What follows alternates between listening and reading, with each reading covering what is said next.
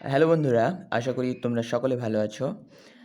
আজকের এই ক্লাসে আমি তোমাদের ক্লাস 11-এর পলিটিক্যাল সায়েন্স বা রাষ্ট্রবিজ্ঞানের প্রথম অধ্যায় রাষ্ট্রবিজ্ঞান সংজ্ঞা, বিবর্তন ও বিষয়বস্তু, এই প্রথম অধ্যায়ের আজকে দুটি নোট প্রোভাইড করতে চলেছি। প্রথম নোট হচ্ছে রাষ্ট্রবিজ্ঞানের উদ্ভব ও বিবর্তন সম্পর্কে আলোচনা করো। এই নোটটাই অন্যভাবে দিতে পারে যে একটি শাস্ত্র হিসেবে রাষ্ট্রবিজ্ঞানের বিবর্তন ব্যাখ্যা করো, এবং অপর নোটটি হলো রাষ্ট্রবিজ্ঞানের রাষ্ট্রকেন্দ্রিক ও অরাষ্ট্রকেন্দ্রিক সংজ্ঞাগুলি আলোচনা করো, অথবা এটাকেই অন্যভাবে যদি দেয় তাহলে রাষ্ট্রবিজ্ঞানের সংজ্ঞা দাও। এভাবে কিন্তু প্রশ্নটি আসতে পারে। এখন আমি যে দুটি নোট দিতে চলেছি, তোমরা কিন্তু এই দুটি নোটকে খাতায় নোট ডাউন করে নিবে এবং মুখস্থিও করে নিবে, কারণ 2022 সালে হচ্ছে এই অধ্যায় থেকে মোট 4টি বড় প্রশ্ন আমি কমন দিয়েছিলাম। তোমরা যদি সেই ভিডিওটি না দেখো, সাজেশান ক্লাস 11-এর পলিটিক্যাল সায়েন্সের সাজেশান, সেই ক্লাসটি যদি তোমরা না দেখে থাকো তাহলে অবশ্যই ক্লাসটি দেখে নিতে পারো। তো চলো বন্ধুরা, সেই নোটটি তোমরা দেখে নাও। রাষ্ট্রবিজ্ঞানের উদ্ভব ও বিবর্তন আলোচনা করো, অথবা একটি শাস্ত্র হিসেবে রাষ্ট্রবিজ্ঞানের বিবর্তন ব্যাখ্যা করো। উত্তর হলো, রাষ্ট্রবিজ্ঞান একটি আধুনিক বিষয়, কিন্তু এই শাস্ত্রের উদ্ভব ঘটেছিল সুদূর অতীতে, প্রাচীন গ্রীসে। গ্রিস দেশেই প্রথম রাজনীতি চর্চা শুরু হয়। আজ থেকে প্রায় 2500 বছর আগে প্রাচীন গ্রীসে রাজনৈতিক বিষয়সমূহের সুসংবদ্ধ চর্চা শুরু হয়েছিল। পলিটিক্স গ্রন্থের লেখক অ্যারিস্টটলকে রাষ্ট্রবিজ্ঞানের জনক বলা হয়। প্লেটো তার রিপাবলিক গ্রন্থে আদর্শ রাষ্ট্র ও ন্যায়বিচারের ওপর আলোকপাত করেছেন। অ্যারিস্টটল সমকালীন গ্রীসের বিভিন্ন নগররাষ্ট্রের তুলনামূলক আলোচনা করেন এবং আলোচনার ভিত্তিতে সরকারের শ্রেণীবিভাগ করেছিলেন। অ্যারিস্টটলকৃত সরকারের শ্রেণীবিভাগ আজও রাজনীতির জগতে শ্রদ্ধার সঙ্গে স্মরণ করা হয়। ম্যাকজি অ্যারিস্টটলকে প্রথম রাজনীতি বিজ্ঞানী বলে চিহ্নিত করেছেন। এটা তোমাদের শর্ট কোশ্চেনও আসতে পারে যে ম্যাক্সি কাকে প্রথম রাজনীতি বিজ্ঞানী বলে চিহ্নিত করেছেন। উত্তর অ্যারিস্টটল। অথবা প্রশ্ন আসতে পারে যে প্রথম রাজনীতি বিজ্ঞানী কাকে বলা হয়, অ্যারিস্টটলকে। প্রাচীন গ্রীসের মতো প্রাচীন ভারতেও রাজনীতি সংক্রান্ত চিন্তা ভাবনার সন্ধান পাওয়া যায়। মহাভারতের শান্তি পর্বেও রাষ্ট্রতত্ত্ব, রাজনীতি, প্রজার প্রতি রাজার কর্তব্য বিশেষভাবে লক্ষণীয়। আবার কৌটিল্যের অর্থশাস্ত্রকেও রাজনীতিশাস্ত্রের খনি বা আকর হিসেবে অভিহিত করা হয়।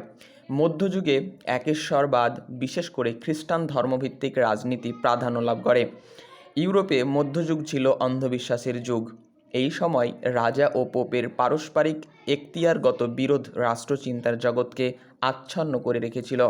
অবশ্য অগাস্টিন এর দর্শনে রাজনীতি অপেক্ষা ধর্মীয় বিষয়ই প্রাধান্য লাভ করেছিল। শেষ প্যারা হচ্ছে, আধুনিক যুগের শুরু থেকেই রাষ্ট্রবিজ্ঞান চর্চা ব্যাপকতা অর্জন করতে থাকে। রাষ্ট্রের প্রাধান্য প্রতিষ্ঠা, রাজনীতির লোকায়তরণ, গণতন্ত্রের উদ্ভব ও বিকাশ, রাজনীতি বিষয়ক চিন্তাভাবনাকে বিজ্ঞানসম্মত করে গড়ে তোলার জন্য বিভিন্ন পর্যায়ে রাষ্ট্রবিজ্ঞান চর্চাকে প্রভাবিত করতে থাকে। এই পর্যায়ে উদারনীতিবাদ, উপযোগিতাবাদ, আচরণবাদ, মার্ক্সবাদ প্রভৃতি তত্ত্বের বিকাশ ঘটে। Machiavelli, Bodin, Hobbes, Rousseau, Marx, Lenin, Mill, Laski, Easton, David Easton প্রমুখ অবদানের ওপর নির্ভর করে রাষ্ট্রবিজ্ঞান এক আধুনিক ও গতিশীল সমাজবিজ্ঞানে পরিণত হয়েছে। এই সুদীর্ঘ পথ অতিক্রম করার পর রাষ্ট্রবিজ্ঞান একটি স্বতন্ত্র শাস্ত্র হিসেবে আত্মপ্রতিষ্ঠা করতে সক্ষম হয়েছে। পরের প্রশ্নটি হলো, রাষ্ট্রবিজ্ঞানের রাষ্ট্রকেন্দ্রিক ও অরাষ্ট্রকেন্দ্রিক সংজ্ঞাগুলি আলোচনা করো, অথবা রাষ্ট্রবিজ্ঞানের সংজ্ঞা দাও। রাষ্ট্রবিজ্ঞান হলো একটি গতিশীল সামাজিক বিজ্ঞান। তাই রাষ্ট্রবিজ্ঞানের ধারণার পরিবর্তনের সঙ্গে সঙ্গে এর পরিধি ও সংজ্ঞারও পরিবর্তন হচ্ছে। এমনকি রাষ্ট্রবিজ্ঞান নামটিও বহু পরিবর্তন ও বিবর্তনের মধ্যে দিয়ে এসেছে। রাষ্ট্রবিজ্ঞানের সংজ্ঞাকে প্রধানত দুটি ভাগে ভাগ করা হয়, যথা রাষ্ট্রকেন্দ্রিক বা সনাতনী সংজ্ঞা ও অরাষ্ট্রকেন্দ্রিক বা আধুনিক সংজ্ঞা। রাষ্ট্রকেন্দ্রিক সংজ্ঞা। রাষ্ট্রকেন্দ্রিক সংজ্ঞা অনুসারে গার্নারের সংজ্ঞা সব থেকে উল্লেখযোগ্য। গার্নারের মতে রাষ্ট্রবিজ্ঞান হলো রাষ্ট্র সংক্রান্ত সেই শাস্ত্র যা রাষ্ট্রের উৎপত্তি, প্রকৃতি, উদ্দেশ্য, কার্যাবলী নিয়ে আলোচনা করে। গার্নারের ভাষায় রাষ্ট্রবিজ্ঞানের শুরু ও সমাপ্তি রাষ্ট্রকে নিয়েই, অর্থাৎ political science begins and ends with the state. Gettell, Bluntschli, Gilchrist প্রমুখ গার্নারের মতকেই সমর্থন করেছেন। গিলক্রিস্ট বলেন, রাষ্ট্রবিজ্ঞান রাষ্ট্র ও সরকার নিয়ে আলোচনা করে। ব্লুন্টসলির মতে রাষ্ট্রবিজ্ঞান হলো রাষ্ট্রের বিজ্ঞান। তবে রাষ্ট্রবিজ্ঞান যেহেতু একটি গতিশীল বিজ্ঞান, তাই এর সংজ্ঞা ও আধুনিক সংজ্ঞার দ্বারা পরিবর্তিত হয়েছে। অরাষ্ট্রকেন্দ্রিক সংজ্ঞা। আধুনিক রাষ্ট্রবিজ্ঞানীদের মধ্যে যেমন ডেভিড স্টোন, ল্যাসওয়েল, রবার্ট ডাল প্রমুখ আধুনিক সংজ্ঞার সমর্থক।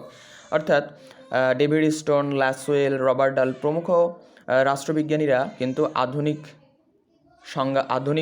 রাষ্ট্রবিজ্ঞানের সমর্থক বা অরাষ্ট্রকেন্দ্রিক সংজ্ঞার সমর্থক।